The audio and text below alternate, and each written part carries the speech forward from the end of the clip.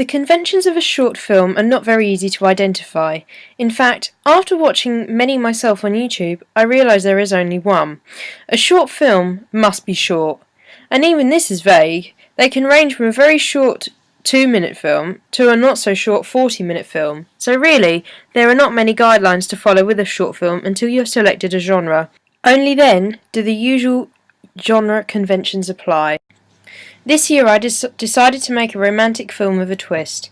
Romantic films have many stereotypical conventions that they follow, even with the advertisement of them. There is nearly always the idea of boy meets girl, then falls in love, which I have conformed to by displaying the similarities between my characters and then them meeting and instantly falling in love. This appears in The Holiday with Cameron Diaz and Jude Law, who instantaneously fall for each other. Additionally, this happens in Love Actually with the Prime Minister and Natalie. As both of these films have been very popular romantic films, this highlights how often this element of the narrative occurs. Having watched many romantic films in the past, I noticed that coffee shops and bars are common locations for romantic films to be set, along with parks.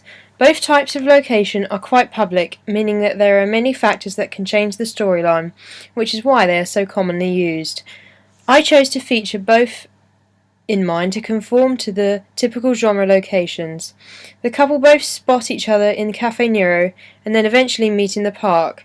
Lovesick, a short film on YouTube, also features both of these locations, when the protagonist is looking for his dream girl, highlighting how commonly they are used. Daydreams are another common feature of romantic films, particularly short ones, which I also decided to conform to.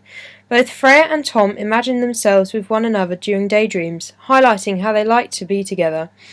The protagonist in Lovesick daydreams about being with each girl he meets, and their future too.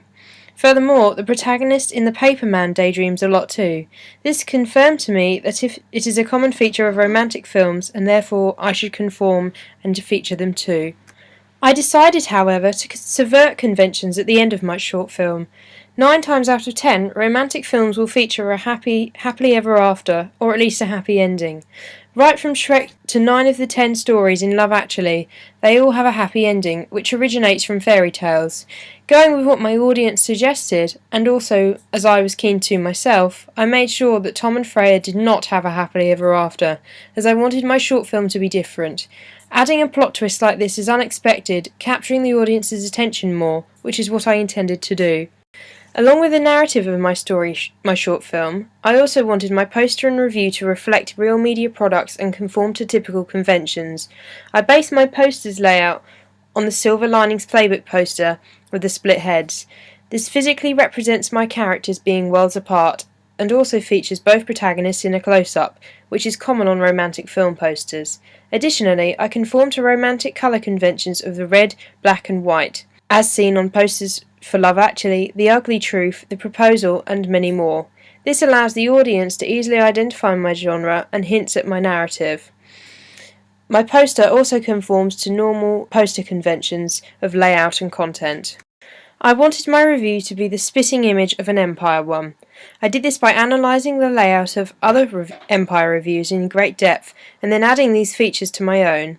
The written content also had to be convincing too, meaning I had to take on the writing style of a critic. I feel I conformed well to Empire conventions, placing the image at the top, having 4 written columns and even adding the star rating below the verdict. Here is my review next to an Empire one.